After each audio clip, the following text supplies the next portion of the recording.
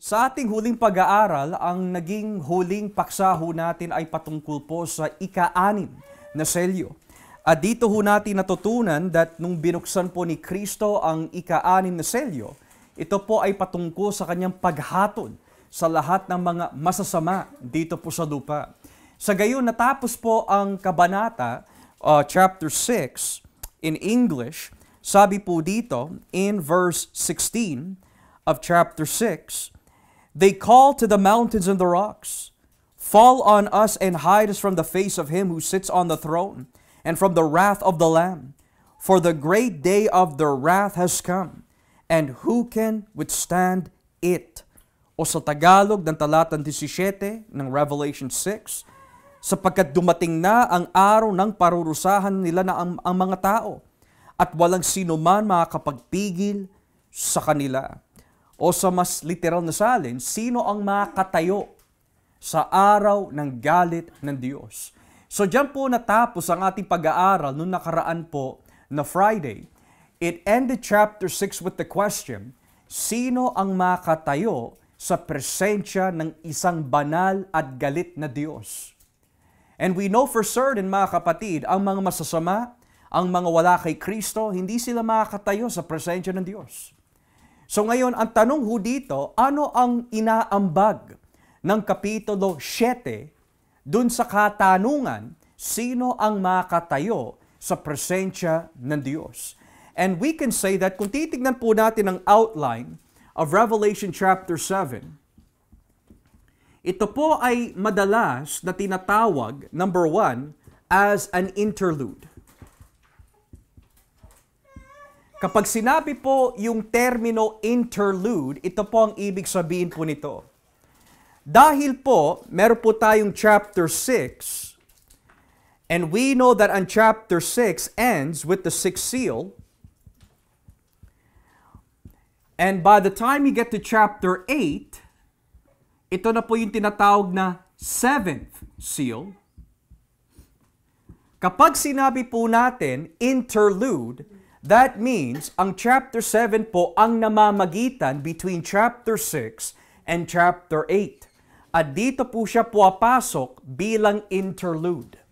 So kapag sinabi po interlude, ano yung mga bagay na kailangan maganap, kailangan mangyari bago mabuksan ang ikapitong selyo? Yun ang ibig sabihin po ng interlude. Minsan, ang salitang interlude ay tinatawag din po parenthesis.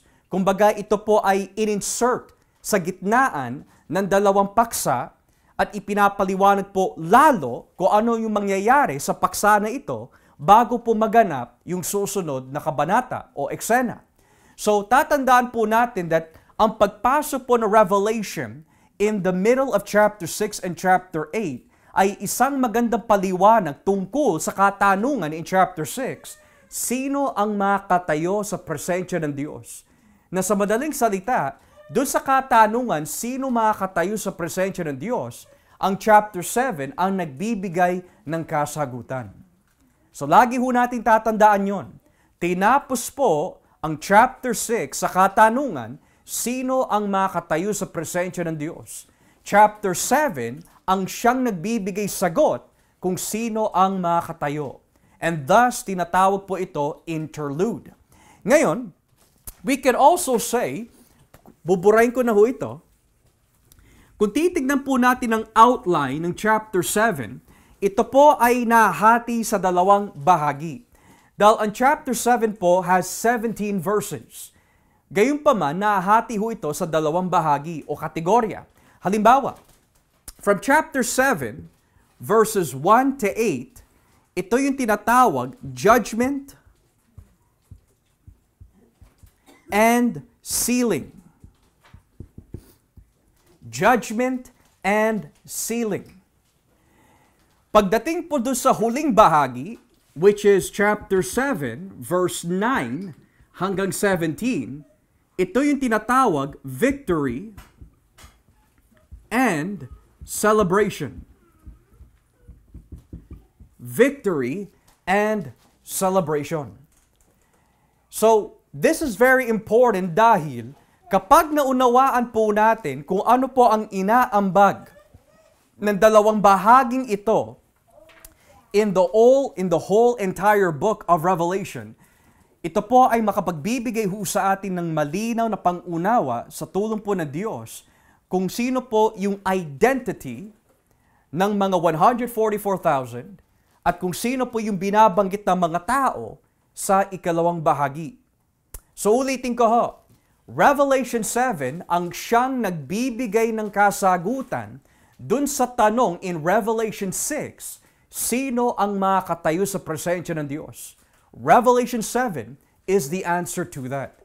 Now, simulan po natin ang unang bahagi, judgment and sealing. Sabi po dito sa talatang 1, pagkatapos nito, nakita ko ang 4 na anghel na nakatayo sa 4 na sulok ng mundo. Pinipigil nila ang 4 na hangin upang walang hangin umihip sa lupa, sa dagat, o sa alimang punong kahoy. Now, when we look at verses 1 and 2, ano po yung mga numero na nababanggit po dito? 2 4 at 1 3. 2 4 at 1 3. 4 po na alin? 4 corners, 4 winds, 4 angels. 4.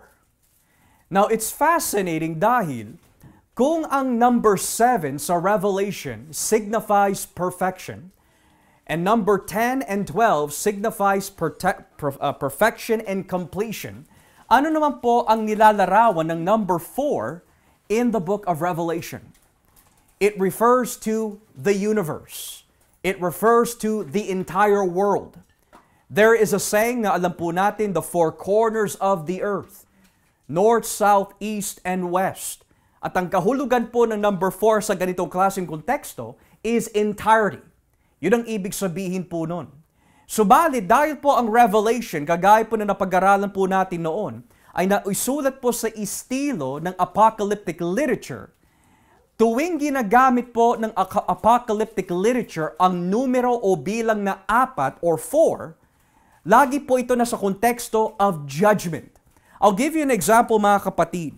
Kung babasahin po natin saglit ang Jeremiah chapter 49, may mapapasin po tayo dito patungkol sa 4 na hangin. Jeremiah chapter 49, at simulan po natin dito sa talatang 34.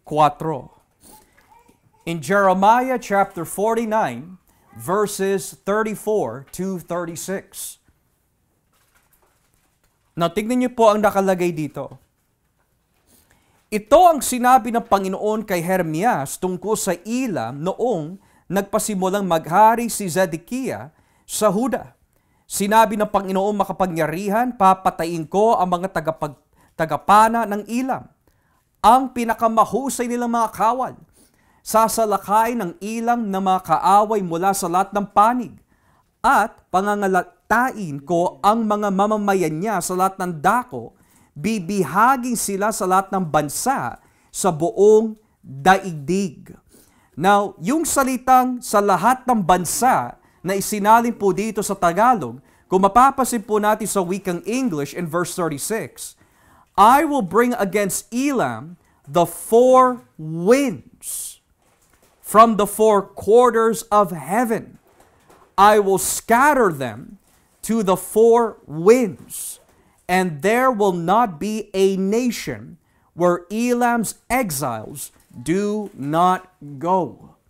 But pa ho dito, kung titignan po natin ang Ezekiel chapter 7. Ezekiel chapter 7, talatang 1. Tignan niyo po ang nakalagay. Ezekiel chapter 7 verses 1 and 2. Tignan niyo po nakalagay dito. Sinabi sa akin ng Panginoon, anak ng tao, ako ang Panginoon Diyos ay nagsasabing sa bansa ng Israel, ito na ang katapusan ng buong lupain ng Israel. Katapusan na ninyo dahil ipadarama ko na ang galit ko Hahatulan ko kayo ayon sa pamumuhay ninyo at pagbabayarin ko na kayo ayon sa lahat na kasuklam-suklam na ginawa ninyo. In Ezekiel 7 verse 2 sa Wiking English, Son of man, this is what the sovereign Lord says to the land of Israel. The end has come upon the four corners of the land. So dito ho natin nakita, yung salitang four corners ay ginamit po sa Ezekiel 7 verse 2. Four winds, ginamit po kanina sa Jeremiah 49:36. And what do they both have in common? Tuwing binabanggit po yung salitang four corners, four winds, sa mga kabanatang ito at konteksto na ito, lagi po siya tumutukoy sa judgment. Judgment. And why is that interesting? Dahil nung binuksan yung Revelation chapter 7, ano yung nakita ni Juan nung sinimulan po ang Revelation 7? May apat na anghel, bitbit po nila ang apat na hangin, at nakatayo po sila sa apat na dako ng mundo. Ito po ay nagbibigay ng isang mensahe that dumating na ang galit at paghatol ng Diyos at ibubuhos na niya sa lahat ng mga wala kay Kristo. So in other words, may hangganan din pala ang pasensya ng Diyos pagdating sa mga taong ayaw magsisi. Dahil sa kanyang perfect na plano at disenyo, kapag ang tao po ay ayaw na ho talaga magsisi, he leaves God with no choice but to pour His wrath. Dahil ayaw nga ho magsisi. So yun ang nilalarawan ng Revelation 7. Bakit may apat na anghel na nakatayo sa apat na dako ng mundo na may bitbit na apat na hangin? Ang nilalarawan po ng apat na hangin na iyan ay ibubuhos po sa mundo upang hatulan ang mga wala kay Kristo. Okay? Ngayon, kung babalikan po natin ang Revelation 7, dito naman po tayo mga kapatid sa talatang 2. Revelation 7 verse 2. Tignan niyo po ang nakalagay. At nakita ko ang isa pang anghel na galing sa silangan, na taglay ang pantatak ng buhay na Diyos. Sumigaw siya sa apat na anghel na binigyan ng Diyos na kapangyarihan maminsala sa lupa at dagat. Sinabi niya, huwag muna niyong pinsalain ang lupa, ang dagat, o ang mga punong kahoy hanggat hindi pa natin natatatakan sa noo ang mga lingkod ng ating Diyos. Now, ayon po sa chapter 7, verse 3 and 4, may mapapansin po tayo dito. May tatlong elemento na hindi dapat madamay kapag binuhos na ang galit ng Diyos. Unang-una, binanggit po dito, dagat, lupa, at ano pa? Punong kahoy. Now, does that mean this is to be understood in isolation? No. Dagat, lupa, punong kahoy is another way of saying the earth. The entire world. Yun ang ibig sabihin po nun. Huwag mo muna ibubuhos ang galit ng Diyos sa buong mundo. Yun ang ibig sabihin po nun.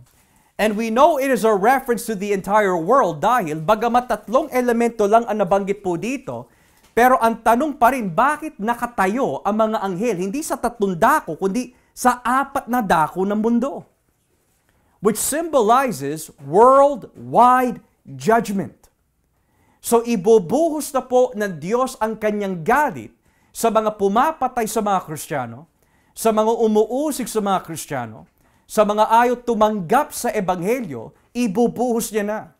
Subalit sabi po ng Biblia, may nakita po si Juan, isang anghel, na nagmula po sa silangan. So, bakit po east ang nakalagay? Maraming teoridad po dito. May mga nagtuturo that yung east na binabanggit po dito ay bumabalik po muli sa book of Isaiah.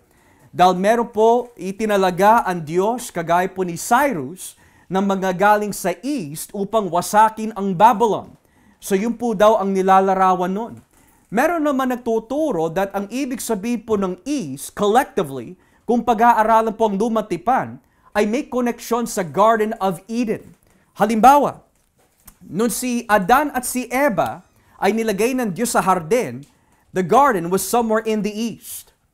But pa ho dito, nung pinalayas ho sila, they were toward the east. Nung si Cain ay pinalayas po ng Diyos, sabi po ng Biblia, he went to the east. So, ang ibig sabihin po daw ayon sa mga eskolar, whether this is correct or not, ang pinupunto po nila dito is that yung salitang east ay may koneksyon sa Garden of Eden. At kung tama po ang kanilang pananaw, ang koneksyon naman ng Garden of Eden sa tekstong ito is this. Yung anghel na lumabas po sa silangan is trying to bring back restoration.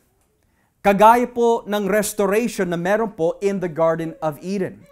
Now, whatever the case might be, ang sagot ko lang po dito mga kapatid, ang Diyos lang nakakaalam kung bakit po siya lumitaw mula from the east. But whatever the case might be, sabi po ng Biblia, siya po ay isang high-ranking angel.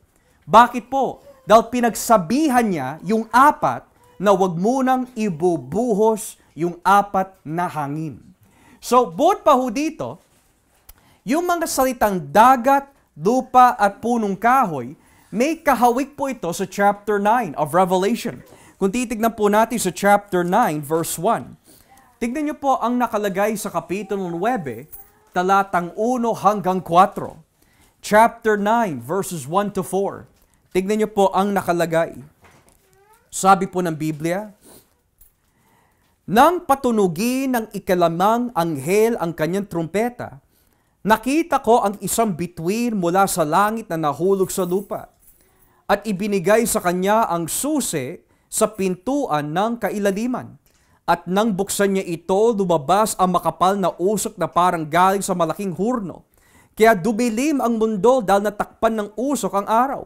At mula sa usok, naglabasan ang mga balang at kumalat sa lupa. Binigyan sila ng kapangyarihang manakit tulad ng alakdan. Ngunit pinagbawalan silang maminsala ng mga damo o anumang halaman at puno, kundi na mga tao na walang tatak ng Diyos sa kanilang noo. So inulit na naman yung mga elemento na hindi dapat pakialaman. Unang-una, sinabi po dito, huwag papakialaman ang damo o anumang halaman at puno, kundi yung mga taong walang tatak. Yan ay pag-aaralan po natin mamaya kung ano yung nilalarawan ng tatak na yan. Dahil kapag nalaman po natin yung kahulugan ng salitang tatak in the book of Revelation, tatak sa noo, tatak sa kamay, tatak of God, tatak of the beast, makikita ho natin na hindi dapat ho ito i-interpret bilang literal. Wala po ito kinalaman sa Y2K, wala po ito kinalaman sa RFID chip, wala po ito kinalaman sa COVID-19 vaccinations, wala po ito kinalaman sa anything that has to do with scanning. Wala po ito kinalaman. Dahil kapag natutunan po natin kung paano po gamitin yung salitang tatak sa bagong tipan, makikita ho natin mga kapatid na hindi dapat i-interpret po ito na literal. So ngayon, sino po yung mga lingkod ng Diyos? Or more literally, sino yung mga alipin ng Diyos na dapat tatakan ng buhay ng Diyos? Ayon po sa verse 4 of chapter 7, ayon sa narinig ko, 144,000 ang lahat ng tinatakan mula sa 12 lahi ng Israel. So ngayon, sabi po ng Biblia, may 4 na anghel na handa na ibuhos ang 4 na hangin sa lahat ng tao sa mundo. Pero bago po ibuhos yung galit ng Diyos, kailangan may matatakan muna. And sabi po ng Biblia, there are 144,000. 144,000. Now, bago ko po ipaliwanag yung salitang 144,000, kagaya po na nabanggit ko po sa inyo moments ago, kailangan muna po natin unawain yung salitang tatak. The word seal. Okay? The word seal na ginamit po dito comes from the Greek word sphragizo. Sphragizo. At ang ibig sabihin po na salitang sphragizo has two meanings. Ownership, protection. Ownership and protection. Yan ang ibig sabihin po na salitang seal sa original, sphragizo, which means ownership or protection. Ngayon, kapag nakuha po natin ang kahulugan ng salitang sphragizo, ang tanong po dito is, bakit kailangan tatakan muna ang mga ito? Is because kung ang galit ng Diyos ay ibubuhos na, kailangan matatakan ang mga taong pinag-aarian ng Diyos.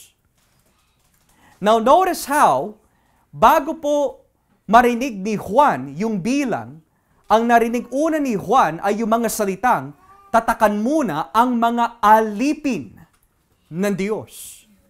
Kung ikaw ay isang alipin at ikaw ay tinatatakan, lalo na po ito ay isang usong gawain nung unang taon, kapag ikaw ay tinatakan sa iyong noo o kamay, pag-aari ka. May nagmamay-ari sa iyo. Yun ang ibig sabihin po nun. May nagmamay-ari sa iyo. So ngayon, balikan po natin ang unang tanong. Bakit kailangan tatakan ang mga taong ito na naglalarawan 144,000? Dahil pag-aari sila ng Diyos, number one, and number two, para hindi sila mapahamak. Pero makikita ho natin mamaya that ang ibig sabihin ng hindi mapahamak ay walang kinalaman sa pisikal. Makikita ho natin yan mamaya. Hindi porket nangako ang Diyos na hindi ka na mapapahamak, ang ibig sabihin na ho nun, hindi ka na uusigin o papatayin. Meron dito na ipinangako ng Diyos na hindi na mapapahamak, at yan po ay hindi yung laman, kundi ang kaluluwa at pananampalataya. Makikita ho natin yan mamaya. So ngayon, sabi po ng Biblia, ang unang narinig ni Juan ay may bilang na 144,000. Pero ang tanong po dito, saan nanggaling yung 144,000 na yan? Well, ayon po sa teksto, ito yung 12 lahi ng Israel. Pero sa mas literal na salin, 12 tribes from the sons of Israel. Ang mas literal ho dyan. So, what do we know about the 144,000? They are sons of Israel. Pangalawa, there are 12,000 from 12 tribes. 12,000 each from 12 tribes. Now, kung mapapansin po natin yung mga pangalan na nabanggit po dito, kung uulitin po natin yung mga pangalan, I want you to really examine kung sino yung mga nabanggit. Sabi po dito, 12,000 kay Huda, Ruben, Gad, Asher, Naphtali, Manasseh, Simeon, Levi, Issachar, Zebulon, Jose, Benjamin. So there's 12. Pero may mapapansin po tayo. Kung ikukumpara po natin yung mga nabanggit po dito na tribo sa mga ibang teksto sa Lumang Tipan, may dalawang pangalan na hindi nabanggit. Ephraim and Dan. Hindi nabanggit yung pangalan ng dalawa. So, magtatanong ka, paano siya naging 12 hindi naman binanggit yung dalawa? Pero umabot pa rin ang 12. Dahil, kung may aklat sa Lumang Tipan na nagbibigay ng bilang sa bawat tribo, it is the book of Numbers. So in other words, humuhugot po ang Revelation 7 sa aklat ng Numbers. Kasi in Numbers chapter 1 and Numbers chapter 23 to 26, doon natin makikita binibilang o binibigyan ng census ang bawat tribo. Now, ang Levi ay hindi bahagi ho doon. Bakit po? Dahil they are to serve in the temple. Hindi sila po pwede panggera. They're only to serve in the temple. Pero dito sa Revelation 7, nabanggit ang Levi eh. Bukod pa ho dito, hindi nabanggit ang Ephraim. At sino ho si Ephraim? Anak ni Jose. Sino ba yung dalawang anak ni Jose? Si Manasseh at si Ephraim. Now magtataka ka, okay, kung hindi binanggit si Ephraim bilang anak ni Jose, bakit binanggit si Manasseh? Parang that's weird when you first look at it. Bukod pa ho dito, si Dan, na mas nakakatanda kay Jose, hindi rin siya nabanggit. Bakit ganon? Bukod pa ho dito, kung titignan po natin yung mga original na listahan sa Lumang Tipan, si Juda, hindi siya yung nangunguna, pero dito, siya yung nangunguna.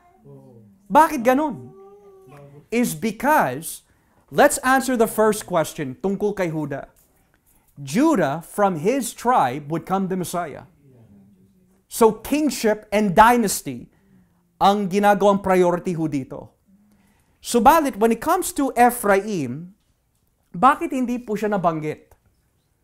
Now, marami po naging teoridad kung bakit hindi po siya nabanggit, pero sa aking pagkakaintindi, maari ito yung pinaka-plausible na dahilan kung bakit hindi po binanggit si Ephraim. Dahil po ang Revelation 7, at least pagdating sa pagbibigay bilang, ay humuhugot po sa Numbers chapter 1, maari ang ginawa po ng pangitain in Revelation 7 is ginaya po niya yung istruktura at ang anyo ng Numbers chapter 1. Halimbawa, magbibigay po ng isang halimbawa. If we go to Numbers chapter 1, let's go to Bilang chapter 1. At simulan po natin ang basa in verse 32. May mapapansin po tayo eh. Numbers chapter 1, verses 32. Bilang kapitulo 1, talatang 32. Simulan po natin kay Jose. Kasi nabanggit po si Jose sa Revelation 7 eh. Sabi po dito in verse 32,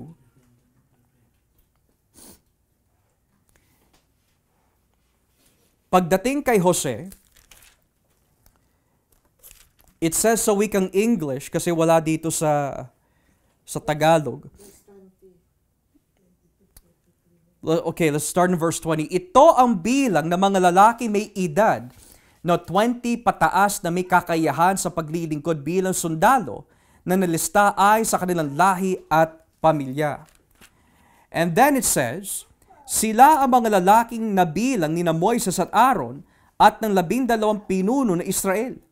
Ang bawat isa sa kanila ay kumakatawan sa kanilang pamilya.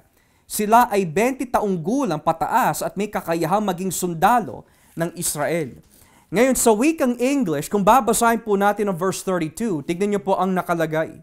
Sa verse 32 of Numbers chapter 1 sa wikang English, from the sons of Joseph, from the descendants of Ephraim, all the men 20 years old or more who are able to serve in the army were listed by name, according to the records of their clans and families. The number from the tribe of Ephraim was 40,500. Verse 34, from the descendants of Manasseh, all the men 20 years old or more who are able to serve in the army were listed by name, according to the records of their clans and families. The number from the tribe of Manasseh was 32,200. So ang tanong po dito, kung titignan po natin ang Numbers chapter 1 verse 32 to 34, Nasaan po si Ephraim? Pinagsama si Ephraim sa ilalim ng kategorya ni Jose.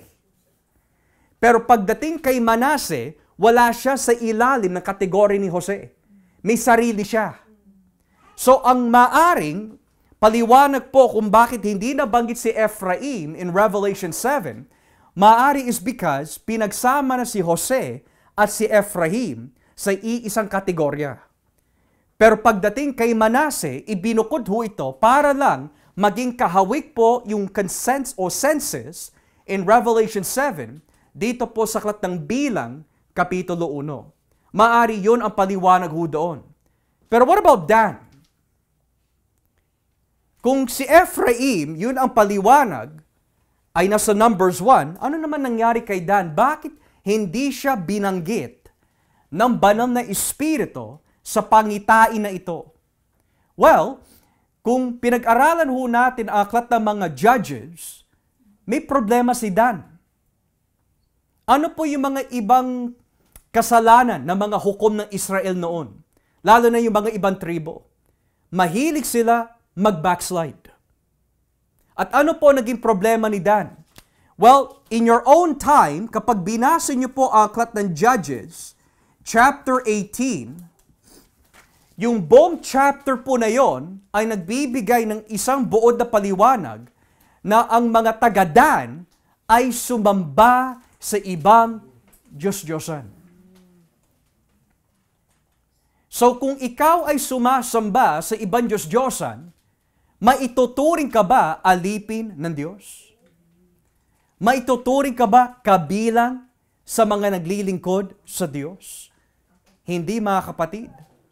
Bukod pa ho dito, makikita din po natin, mga kapatid, dito sa Unang Hari, chapter 12, Unang Hari, Kapitulo 12, Unang Hari 12, talatang 25 hanggang 30. Unang Hari 12, 25, talatang 30. Tignan nyo ho.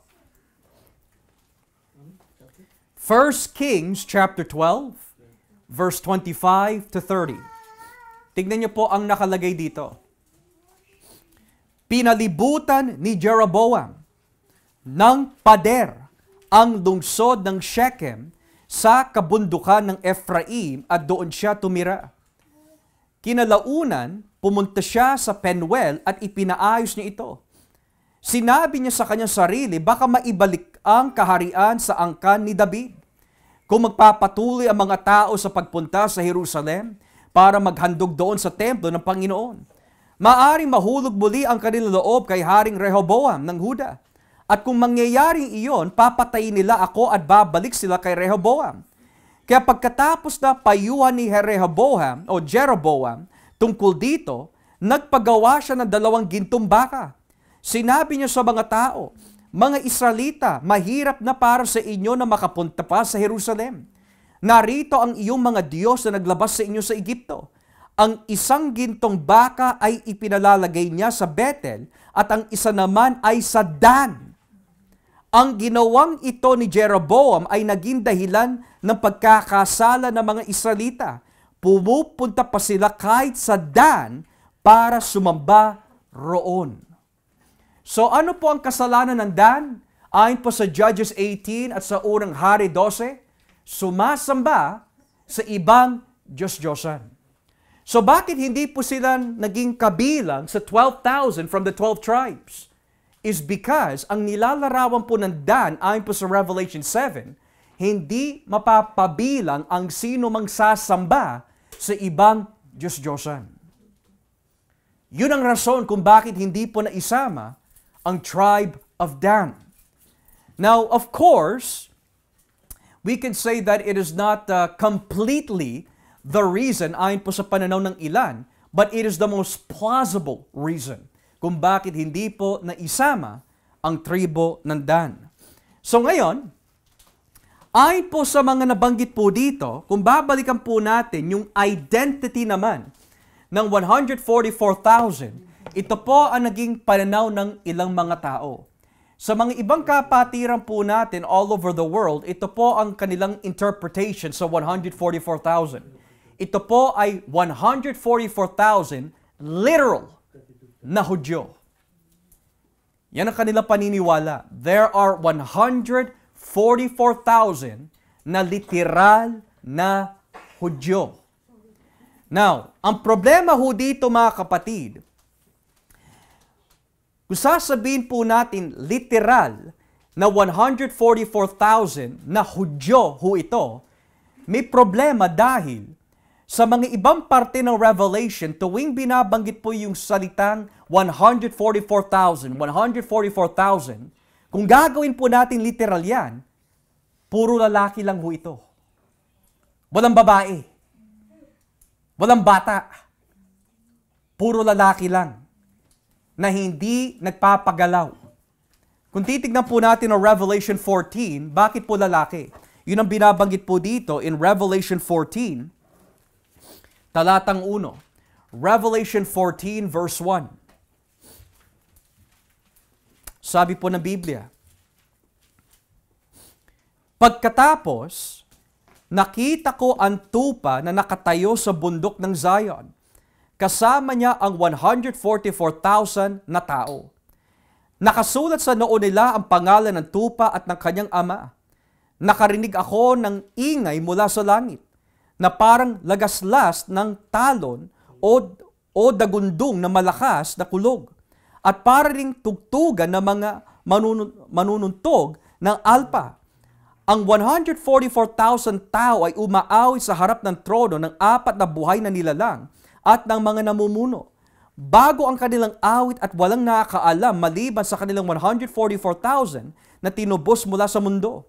Sila ang mga lalaking hindi sumiping sa babae at hindi nag-asawa.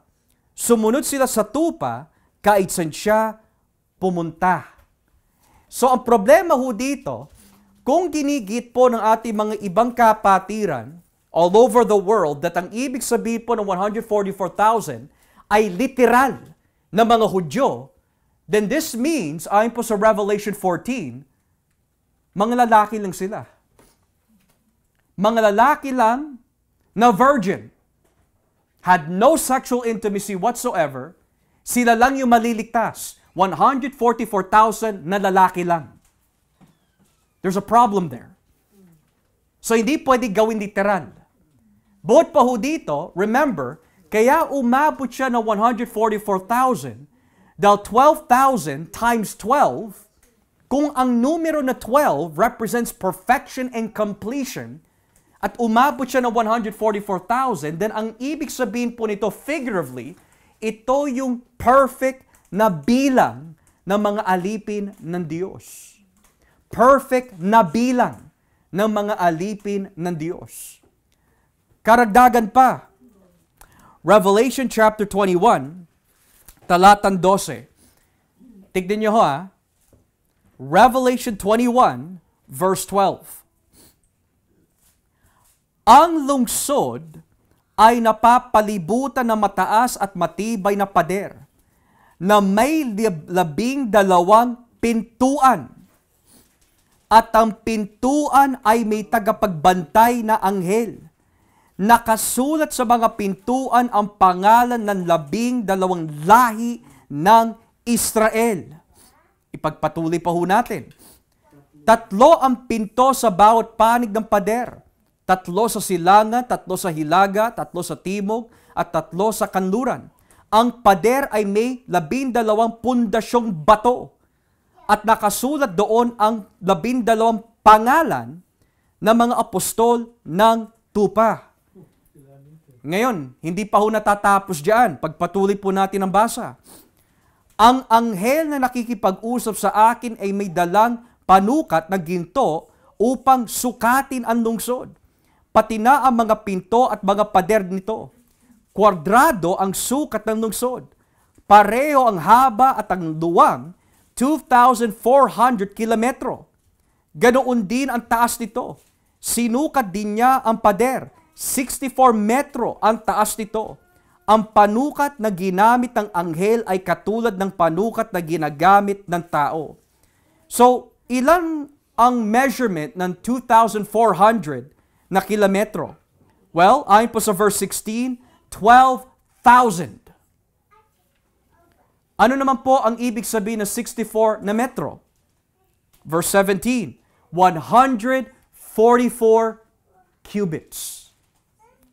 So, kung may 12,000 na binabanggit po sa bagong Jerusalem, at may 144 cubits na binabanggit din sa bagong Jerusalem, then ang rason kung bakit may 12,000 at may 144,000, hindi po siya dapat gawin literal, kundi ang nilalarawan po ng 12,000 and 144,000 sa connection po nito sa Revelation 21 ay ito. Ito yung perfect na bilang na makasama sa bagong langit at bagong lupa. Yun ang ibig sabihin po nun. Dahil kapag ginawa mo ho ito literal, magkakaproblema ka. Unang-una, hindi po pwede tumutukoy lang po ito sa mga Hudyo. Bakit po? Dahil kung Hudyo man ang tinutukoy po nito, puro lalaki lang na berhen. Pangalawa, ang katanungan ho dito, kung Hudyo lang ang poprotektahan po ng Panginoon, well, what about yung mga hentil na Kristiyano? Ang pangako pa naman ni Kristo, iingatan niya ang lahat ng kanyang tupa. So, hindi pa pwede sila lang. Historically, however, this gets more fascinating. Yung 12 tribes of Israel, nawasak po ang kanilang identity sa panahon ng Assyrian invasion. Kaya by the time of AD 70, halos lahat ng mga Hudyo nalito sila kung saan sila talaga nagmula pagdating sa tribo. So hindi natin pwede gawin literal yung binabanggit po dito. At makikita ho natin mamaya mga kapatid kung sino talaga yung tinutukoy bilang 144,000. Okay? So 12,000 refers mga kapatid to perfection. 144,000, perfection din po yan. Now, before we move on, remember what John said. May narinig siya. Hindi niya nakita yung 144,000. Ang sabi lang po ng Biblia, narinig niya. Hindi nakalagay, nakita niya, narinig niya. So kapag sinabi po ng Biblia, narinig niya, that means kahit si Juan, bagamat narinig niya yung bilang at narinig niya kung saan sila nagmula, pero hindi nangangahulugan, alam niya kung sino sila o kung ano yung itsura nila. Pagdating po natin dito sa talata 9, tignan niyo po ang nakalagay sa verse 9. Pagkatapos nito, nakita ko ang napakaraming tao na hindi mabilang sa dami. Nagmula sila sa lahat ng bansa, angkan, lahi at wika. Nakatayo sila sa harap ng trono at ng tupa. Silang lahat ay nakadamit ng puti at may mga hawak na palaspas. Now, here's another question. Ayon po sa chapter 7 verse 9, ano po ang nakalagay? Pagkatapos, ano po yung nakalagay? Nakita ko. Kanina, hindi nakita ang ginamit eh. Narinig. Ngayon, nakita niya. Anong ibig sabihin po nun? Hindi nakita ni Juan kung sino yung 144,000. Narinig lang po niya yung bilang, narinig lang po niya kung saan po ito nanggaling, pero hindi niya kilala o nakita ang itsura ng mga ito. Pagdating sa verse 9, ipinakita na sa kanya ng Diyos kung sino yung 144,000. Sila ay mga lingkod ng Diyos na nagmula sa ibang bansa, lahi, tao, at wika. Nang ibig sabihin, yung 144,000 symbolically, hindi po ito tumutukoy sa mga Hudyo, kundi sa mga Hudyo at mga Hentil na niligtas ng Diyos.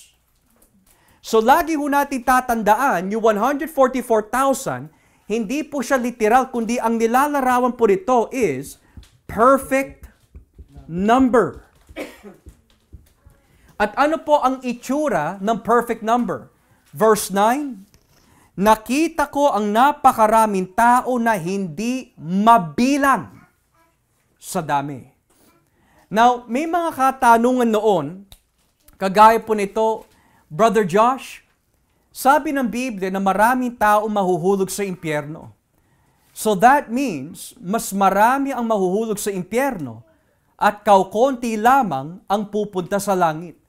Daw sabi nga po ng Biblia, many are called, but few are chosen. Sabi din po ng Biblia, straight is the gate, but broad and wide is the gate. Now, sa mga tekstong yon, masasabi ho natin, marami talaga mahuhulog. Pero ayon po sa Revelation 7, marami din na hindi mabilang na papasok sa kaharian ng Diyos. Marami din ang maliligtas. So, kung titignan lang po natin ang Mateo 7 at hindi natin titignan ang buong patotoo ng Biblia, then mauuwi ka lang sa sagot na marami ang mahuhulog sa impyerno at kukunti lang maliligtas. Pero kung pagsasamahin natin ang Matthew 7 at Revelation 7, makikita natin marami mahuhulog sa impyerno, pero marami din na hindi mabibilang na numero at bilang na maliligtas. Marami din ang maliligtas. Pero hindi pa ho tayo tapos dyan dahil pagdating po sa 144,000, di ba nabanggit po yung salitang tatak? Tinatakan po sila eh. So, dahil ang Revelation 7 ay humuhugod din po sa Numbers, sa Jeremiah, meron palang background ito kung bakit sinabi ng Diyos tatakan sa pamagitan ng anghel. Meron siyang kaugnayan sa Ezekiel chapter 9. Basahin po natin ang Ezekiel chapter 9 para makita ho natin. Meron pala itong kaugnayan sa Ezekiel chapter 9. At ito po ay isa pang pruweba na hindi dapat gawin literal. Ezekiel chapter 9 verse 1. Tignan niyo po ang nakalagay. Sabi po ng Biblia, pagkatapos, narinig ko ang Diyos na nagsasalita ng malakas. Halik kayo sa Jerusalem. Kayong mga magpaparusa sa lungsod na ito. Dalhin ninyo ang iyong mga sandata. Pagkatapos, may 6 na taong pumasok sa hilagang pintuan ng templo. Lahat sila'y may dalang sandata. May kasama silang taong nakadamit ng telang linen at may panulat sa bewang. Tumayo sila sa tabi ng tansong altar. Mula pa noon, ang kapangyarihan ng Diyos ng Israel ay nasa itaas ng mga kerubin sa loob ng templo. Ngayon, ay umilis na roon at lumipat sa pintuan ng templo. Pagkatapos tinawag ng Panginoon ang taong nakadamit ng telang linen at may panulat sa bewang at sinabi sa kanya, libutin mo ang buong lungsod ng Jerusalem at tatakan mo ang noo ng mga taong nagdadalmahati dahil sa mga kasuklam-suklam na mga ginagawa roon. At narinig ko ring sinabi ng Diyos sa iba, sundan ninyo siya sa lungsod at patayin ang mga walang tatak sa noo. Huwag kayong maawa sa kanila. Patayin ninyo ang matatanda, mga binata at dalaga, mag-ina, mga bata, pero huwag ninyo patayin ang mga may tatak sa noo. Magsimula kayo sa aking templo. Kaya una nilang pinatay ang mga tagapamahala na nasa harapan ng templo. So yung pala, nung sinabi nung anghel, tatakan mo ang mga lingkod ng Diyos, mga anak galing sa tribo ng Israel, humuhugot pala ito sa Ezekiel chapter 9. Na ano po ang konteksto ng Ezekiel chapter 9? Ang problema po sa aklat ng Ezekiel na hinarap po ng propeta ay masyadong nagtitiwala yung mga tao sa templo, akala ho nila ang presensya po ng Diyos ay mananatili sa kanila dahil nakatayo ang templo kahit na nagpapatuloy sila sa kasalanan. Binababoy nila ang templo, sumasamba sila sa mga ibang Diyos-Diyosan, at ngayon inalis ng Diyos ang kanyang presensya mula sa mga taong ito, at kapag inalis ng Diyos ang kanyang presensya, ano ho mangyayari? Paghuhukom. So ngayon, may nakita si Ezekiel sa isang pangitain, may mga ahente ang Diyos na may dala na magbibigay tatak, kanino ho? Sa mga hindi sumasamba sa Diyos-Diyosan. Pero yung mga hindi tinatakan, ayon po sa Ezekiel 9, ano po mangyayari? Papatayin sila. Yan ang binabanggit po dito. May perfect bilang ang Diyos na talagang siya ang nagmamay-ari sa kanila.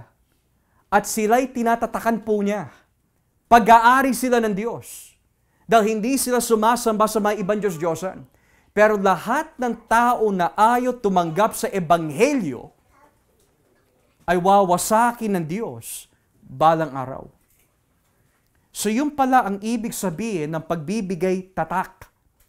So ngayon, yan po yung unang bahagi. Pagdating po dito sa ikalawang bahagi, from verse 9 to 17, sabi po ng Biblia, may nakita po si Juan na napakaraming tao na hindi mabilang sa dami. Saan si Paul sila nang galing? Sa lahat ng bansa, angkan, lahi at wika. Nakatayo sila sa harap ng trono at ng tupa, silang lahat ay nakadamit ng puti at may mga hawak na palaspas. In English, sabi po dito, they were holding palm branches. Now, merong description na binabanggit po sa mga ito. Unang-una, these are people from every nation, tribe, people, tongue. Number 2, sabi din po ng Biblia that ang mga ito ay nakatayo sa harap ng trono ng Diyos at may hawak na palaspas.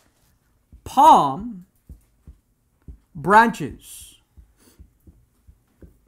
Ngayon, sa dami-dami pwedeng hawakan ng mga lingkod ng Diyos, bakit palaspas pa? Why not a sword? Why not crowns? Why not a bow? Bakit kailangan palaspas?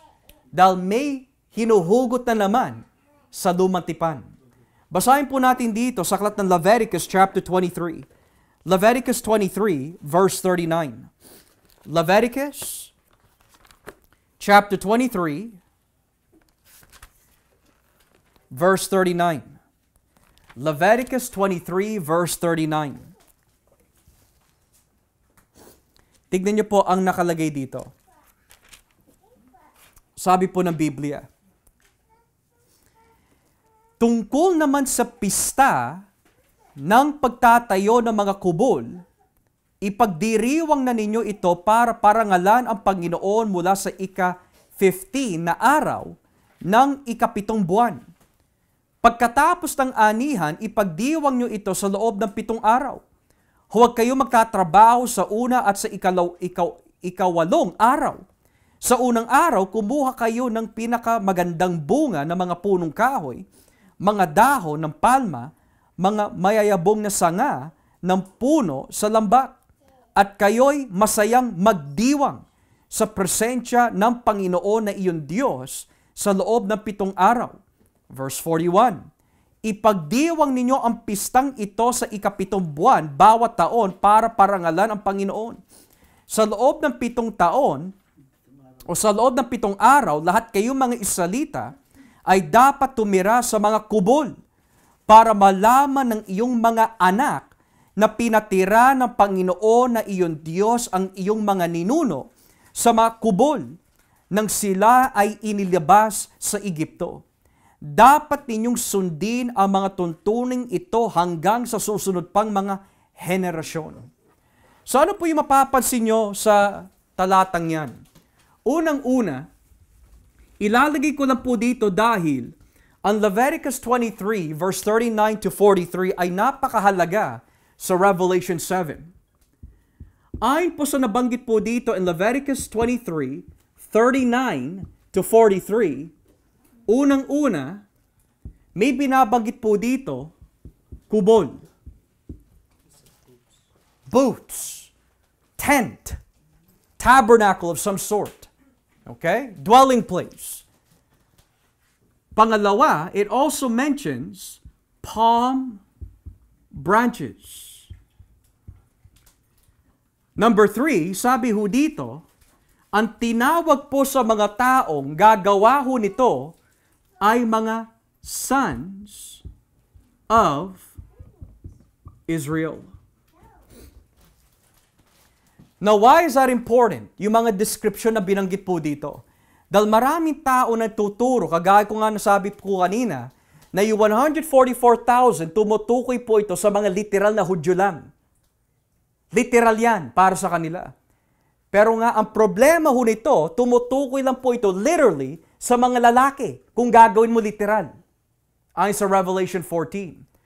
But pa ho dito, ang tawag po sa 144,000, sons of Israel. Ngayon, bakit may hawak na palaspas yung mga lingkod ng Diyos na galing sa ibang bansa, lahi at wika?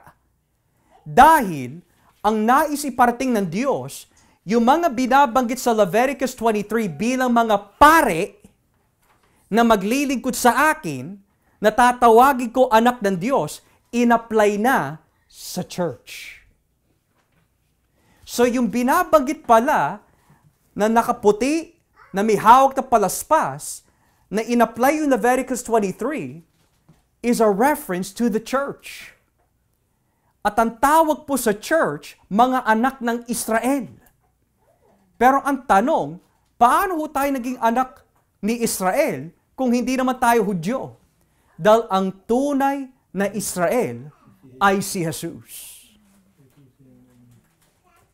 Ano po ba ang tawag kay Israel noon? Anak ng Diyos. Ano tawag kay Jesus? Anak ng Diyos. Ang Israel ay tinatawag the vine, pero walang bunga. Si Kristo tinatawag the true vine. At lahat na nakakabit sa Kanya ay mamumunga. So, yung 144,000 na binabanggit dito, na narinig lang ni Juan, nung pinakita sa kanya ng Diyos kung sino talaga ang mga ito, hindi sila Hudyo, mga kapatid, kundi mga ibang tao sa ibang bansa, lahi, wika na hindi mabilang. Sila yung tunay na anak ni Israel. Ngayon, kung ipagpapatuloy po natin ang basa, balikan po natin ang Revelation 7. Verse 10. Sabi po dito, sumisigaw sila na malakas. Purihin ang Diyos na nakaupo sa trono. At purihin din ang tupa dahil iniligtas nila kami sa kaparusahan. Tumayo ang mga anghel sa palibot ng trono ng mga namumuno at ng 4 na buhay na nilalang. At lumuhod sila sa harap ng trono at sumamba sa Diyos. Sinabi nila, Amen. Ang Diyos natin ay dapat, number 1, purihin, sambahin, pasalamatan, parangalan, nalalaman niya ang lahat, na sa Kanya ang lahat ng kapangyarihan at kalakasan. Purihin siya magpakailanman. Amen. Ilang elemento ang nabanggit po dito? 7. 7 elemento ang nabanggit sa pagpupuri ng mga ito. At bakit po 7? Dahil ang nilalarawan po ng 7 is perfection. So ang mga ito na nakatayo sa harapan ng Diyos na may dalang palaspas, ang nilalarawan pala ho niyan, mga kapatid, is kung sa Leviticus 23, kapag may hawak ka na palm branches at ipinagdidiwang mo yung araw na ito, nagse-celebrate ka dahil sa ginawa ng Diyos nung mailabas ka mula sa Egypto. Ngayon, bakit may palaspas yung mga lingkod ng Diyos sa verse 9? Dahil ang nilalarawan po nito, nagpupuri sila sa presensya ng Diyos dahil sila ay Kanyang iniligtas mula sa kanilang mga kasalanan. Kaya kapag ikaw ay niligtas ng Diyos, ano po magiging bunga nun? Magpupuri ka. Yan ang nakita ho natin na sumunod. Pagkatapos po sila damitan, pagkatapos po nila magdiwang, sabi ng Biblia, sumigaw sila at biglang nagpuri. At sa kanilang pagpupuri, may 7 elemento na binanggit. At ang nilalarawan po nito, nakapagbigay po sila ng perfect worship sa Diyos. Because nasa presensya na po sila ni Jesus. Verse 13. Tinanong ako ng isa sa 24 na namumuno, sino ang mga taong iyon na nakadamit ng puti? So ipapaliwanag na. At saan sila nanggaling? Sumagot ako, hindi ko po alam. Kayo po ang nakakaalam. At sinabi niya sa akin, sila ang mga dumaan sa matinding paghihirap. Nilinis at pinaputi nila ang kanilang mga damit sa pamagitan ng dugo ng tupa. Now, here's something that we must understand. Ang 144,000 na nabanggit po kanina in Revelation 7 verse 4 at yung innumerable, tama ba yung spelling ko? Double N pala. Innumerable amount of people na binanggit po sa Revelation 7 verse 9, iisa lang sila. Same people, 2 different scenes. Same people, 2 different scenes. Ganyan ang Revelation. Magbibigay po halimbawa. Sa Revelation po ba, nagbibigay po ba sila ng isang eksena na ito ang itsura, pero sa susunod na eksena, iba naman po yung itsura, pero yun din ang tinutumbok. Absolutely. Sa Revelation 5, si Kristo po ay tinatawag na po tupa. Pero sa Revelation 19, si Kristo ay tinatawag yung hari ng mga hari na nakabayo. 2 different scenes, same person. Dito, 2 klaseng eksena, pero isa lang ang tinutumbok. The people of God. Bukod pa ho dito, nabanggit po in the innumerable amount that saan po nanggaling yung 144,000? Saan po nanggaling yung hindi kayang mabilang? From the Great Tribulation. So this means, kung yung 144,000 na narinig ni Juan, yung eksena, nasa lupa ho sila, at sila din yung binabanggit po dito in verse 9 na hindi mabilang, pero wala na sila sa lupa. Nasaan na sila? Sa langit. Ang tanong ho dito, paano nakarating yung 144,000 na sa lupa sa langit? Namatay sila from the Great Tribulation. Kaya sila nakaputi, at sabi po ng Biblia, nilinis po nila ang kanilang mga damit sa dugo ng tupa. Ang ibig sabihin po nun, mga kapatid, dahil hindi po nila tinanggihan ang ebanghelyo ni Kristo, sa kabila ng matinding kahirapan, pinatay sila. At ngayon, kasama na po nila si Kristo sa kanyang presensya at may kapayapaan na ho sila. Pero here's another question. Kung sila'y nanggaling sa Great Tribulation at sila'y pinatay, bakit pa sila tinatakan? Di ba ang purpose po ng pagbibigay tatak sa noo mabigyan ka ng proteksyon? Proteksyon sa kaluluwa. Hindi proteksyon sa laman. Proteksyon mula sa ikalawang kamatayan. Pero hindi proteksyon sa pag-uusig. Magbibigay po halimbawa. Let's go Revelation chapter 2. Revelation chapter 2, verse 10. Kayong matakot sa mga paghihirap na malapit na ninyong danasin. Tandaan ninyo, ipapabilanggo ni Satanas ang ilan sa inyo upang subukan kayo. Daranas kayo ng pag-uusig sa loob ng 10 araw. Manatili kayong tapat hanggang kamatayan. At gagantimpalaan ko kayo ng buhay na walang hanggan. Verse 11. Kayong nakikinig, Pag-isipan ninyong mabuti ang sinasabi ng banal na Espiritu sa mga iglesia.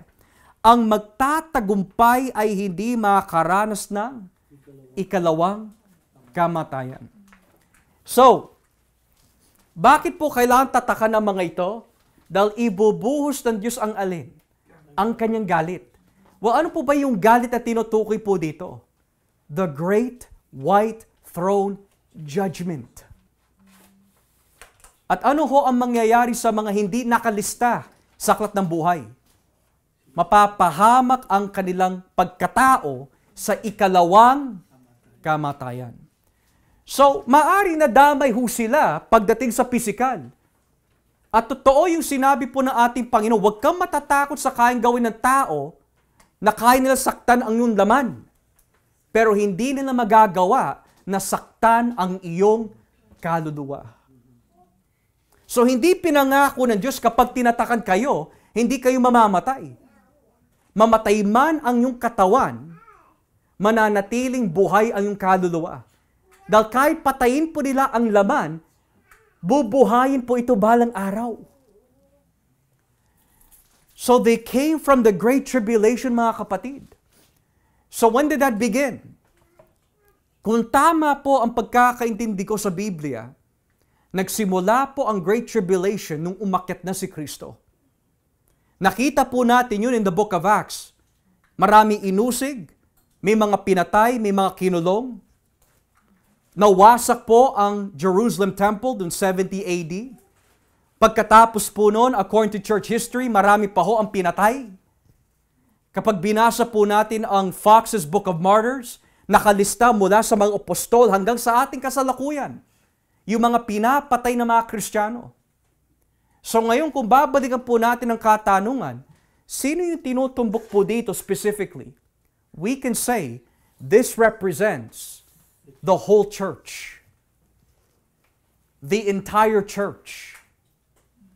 From the time of Christ's ascension hanggang sa ating kasalukuyan, ang nilalarawan po ng 144,000 is the perfect number of the church. So ngayon, dahil po sila ay pinatay at nasa presensya na po ng Diyos, anong ginagawa ni Kristo sa kanila? Balikan po natin ang Revelation 7, talatang 15. Revelation 7 verse 15. Iyan ang dahilan kung bakit nasa harap sila ng trono ng Diyos. Naglilingkod sila sa Kanya araw at gabi sa Kanyang templo. At ang Diyos mismo na nakaupo sa Kanyang trono ang siyang kumakalinga sa kanila. In English, He who sits on the throne will shelter them with His presence. Now, you don't want to miss this. There's something that we need to point out here that you don't want to miss. Kanina, in Leviticus 23, ano po nakalagay? Kubol. Shelter or booth, na kung tawagin. Ngayon, in Revelation 7, 15, ano po ang ginagawa ng Diyos sa mga pinili ho niya? Kumakalinga ho siya sa Kanya, sa kanila. At ang ginamit po na word is shelter. Now, ito pa ho ang karagdagan. Yung ginamit po na salita sa Leviticus 23 na kubol, ayon po sa Septuagint, o yung lumang tipan sa wikang Griego, skenoo ang ginamit po doon. At ang ibig sabihin po ng skenoo, tent or tabernacle. Ang ginamit po dito sa Revelation 7:15 for shelter, skenoo din, which means tabernacle. Nang ibig sabihin, sa Leviticus 23, yung mga naglilingkod po sa Diyos, in His tabernacle ay magdidiwang. In Revelation 7, kung saan in-apply ang Leviticus 23 sa kanila, sila yung lingkod ng Diyos that is serving God with joy in His temple. Pero yung templo na binabanggit po dito ay hindi building. Ang Diyos mismo. Si Kristo mismo ang templo. Ngayon, sabi din po ng Biblia, sa verse 16, hindi na sila magugutom o mauuhaw pang muli, at hindi na rin mabibilad sa init o mapapaso sa sinag ng araw. Now, yung ginamit po dito in verse 16 is important. Ang Revelation 7 verse 16 ay humugot po sa Isaiah 49:10. Now, in your own time, kapag binasa niyo po yung buong kabanata of Isaiah 49, nagbibigay po ang Diyos ng isang encouragement sa mga inalipin ng mga Israelita. At ang encouragement po ng Diyos sa mga Israelita na inalipin po ng mga ibang bansa, palalayain ko kayo at hindi na kayo magugutom o mauuhaw, mga lingkod ko. Mga Israelita ang tinutukoy dun Pero in-apply muli ng Diyos yung mga teksto para sa Israelita at in-apply sa iglesia.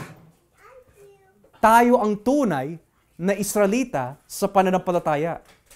Verse 17, sapagkat ang tupang nasa trono ang magiging pastol nila at dadalhin sila sa mga bukal na nagbibigay buhay at papahirin na ng Diyos ang lahat ng luha sa kanilang mga mata. Pagdating po dito sa Revelation 7:17, saan po natin mababasa yung mga salitang papahirin na po niya ang mga luha sa ating mga mata? Kinuha po ito muli sa Isaiah 25 verse 8. At saan ho natin mababasa sa Biblia, dadalhin po niya ang mga ito sa bukal na nagbibigay buhay. Well, ano po ba ang nakalagay sa Psalm 23 verse 1 and 2? The Lord is my shepherd. I shall not want. He leads me to green pastures. He leads me beside the still waters, and etc. So when we come to look at mga nabanggit po dito mga kapatid, ang ginawa po ng Revelation 7 is this. Nagbigay siya ng sagot dun sa katanungan ng mga hindi mananampalataya habang sila'y nagtatago sa mga kuweba. Huwag mo kami iharap upang makita namin ang mukha ng galit na Diyos. Sapagkat sino ang makatayo sa kanyang presensya? At ang ginawa po ng Revelation 7 ay ito. Ang makatayo sa presensya ng Diyos ay yung mga tinatakan. Yung mga niligtas ni Kristo. Dahil ano po ang ginagawa sa Revelation 7:9? Nakatayo sila sa harapan ng presensya ng Diyos. Who can stand in the presence of God? Yung mga na kay Kristo. At sino po ba yung mga na kay Kristo? Yung mga nagsisi at sumampalataya sa Kanya. Now, ito po ang encouragement para sa ating mga kapatid. Hindi ko ho alam kung ano pwede mangyari sa mga darating na panahon. Marami ho sa atin ay pwede usigin hanggang tayo ay mamatay. Maari na patayin ka bukas, patayin ka the next week, o patayin po tayo next year dahil po sa ating pananampalataya. Pero kahit po pinatay nila ang ating laman, dahil tinatakan na po tayo ng banal na Espiritu, ang ating kaluluwa, makasama natin ang ating Panginoon. Kasi at the end of the day, hindi pa rin nagwagi si Satanas Kapag ikaw ay niligtas ni Kristo, kahit patayin niya ang iyong laman, nasa presensya ka pa rin ng Diyos Pangalawa, kahit hamakin niyang iyong katawan, bubuhayin pa rin ng Diyos ang iyong katawan balang araw. So, kung yung tatak ay hindi po dapat gawin literal, then yung tatak na 666 or 616, hindi rin literal yan. Dahil ang ibig sabihin ng tatak sa bagong tipan, ito ay pagmamay-ari nito. So kung ikaw ay naka-Kristo, tinatakan ka ng Espiritu Santo, you belong to God.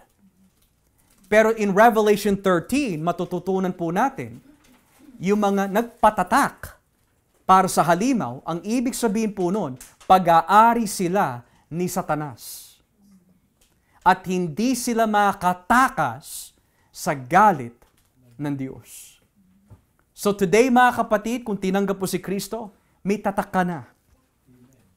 Pagmamay-ari ka ng Diyos. You are sealed until the day of redemption.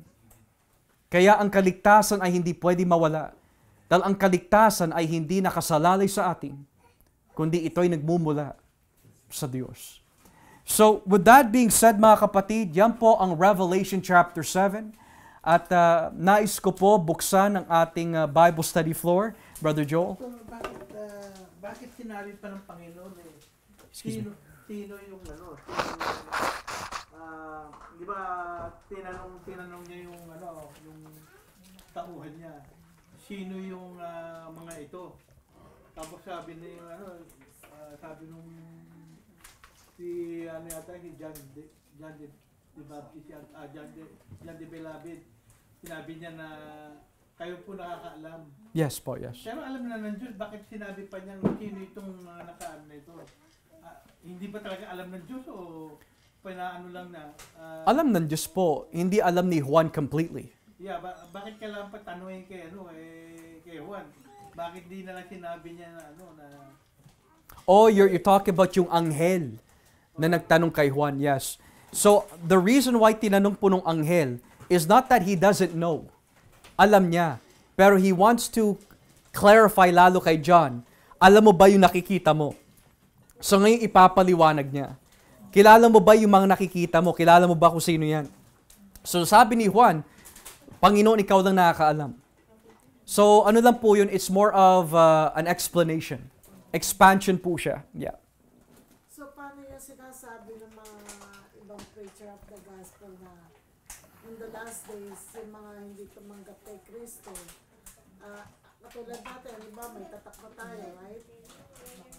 Hindi ka na makakabili daw na pagkain without yung mark of the beast, hindi ka pa pwede pumunta ng hospital without the mark of the beast, things like that. Yeah. So, ano ibig sabihin? Well, it's just another way of saying that when we look at Revelation 13, we can say that ang nilalarawan po ng lahat na yun is that because the world technically under sin ay paghahari po ni Satanas temporarily. So, dahil hawak niya ang mundo temporarily, when it comes to eating, when it comes to needs financially, siya ang may hawak noon. So, what do you have to do para mabuhay ka physically? Sumamba ka sa halimaw. So, in other words, yung mga resources is cut off sa mga ayaw magpasakop sa halimaw. So, yun ang ibig sabihin ho nun. So, I'll give you an example po. In the Middle East, nangyayari po yan sa mga Kristiyano. You have no religious or even certain freedom to do anything kung hindi ka magpapasakop sa reliyon ng Islam. So, that is another picture na masasabi po natin yung sistema ng halimaw. Kung hindi ka magpapasakop sa gaytong paniniwala, papatayin ka. Kaya pagdating po natin mas sa Revelation 20 verse 4, nakita po ni Juan, marami mga Kristiyano na pinugutan ng ulo dahil hindi nila tinanggap yung tatak. In other words, hindi sila nagpasakop sa pagsamba sa halimaw. Yeah. So that could definitely happen in our day.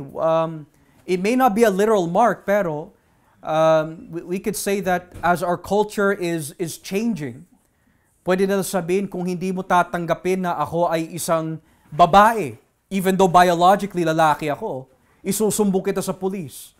O hindi ka pwede pumasok sa tindahan na ito hanggat hindi mo sinusuportahan ang kabaklaan. That can definitely happen in our era. Perhaps it's already happening in some regions. So, yun po ang nilalarawan po nun, ma. Yeah. Yes po. Pastor, yung bang kailangan ba mamatay? O meron lang certain na mamamatay dahil sa magiging tapat nila? Yes, that's a very good question. Now, may mga kapatid po tayo that are divided dito. May mga iba na sinasabi po nila, lahat ng tinutukoy po dito ay pinatay. Meron naman, may pinatay, may mga nabuhay.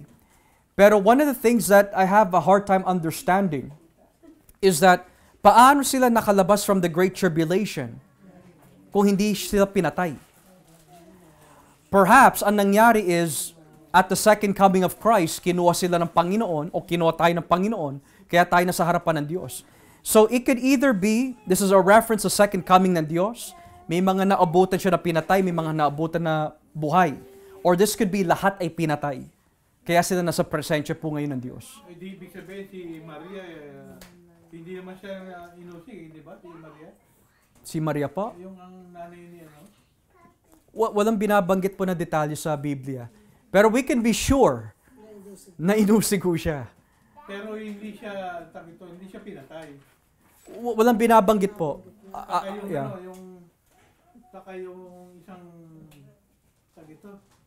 yung magnanakaw. Tinanggap lang niya ang Panginoon. Kaya, Well, we have to understand that ang nakalagay dito, they came out of the Great Tribulation. So that means, kung sino man yung binabanggit po dito, inusig sila.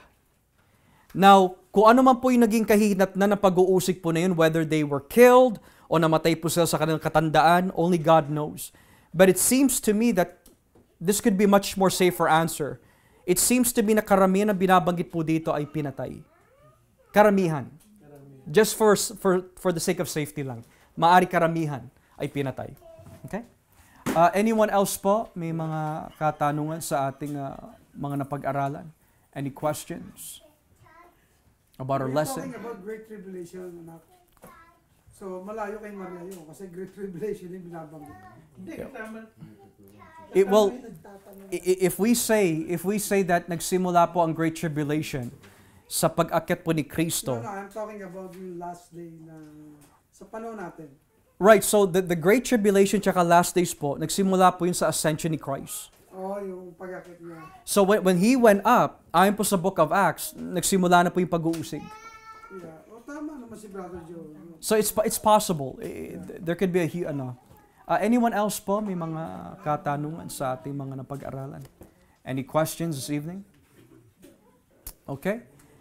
Well, kung wala na ho tayong katanungan mga kapatid, hopefully naging klaro ho sa atin, the 144,000 ay hindi limitado sa mga Hudyo. Hindi po ito literal na 144,000.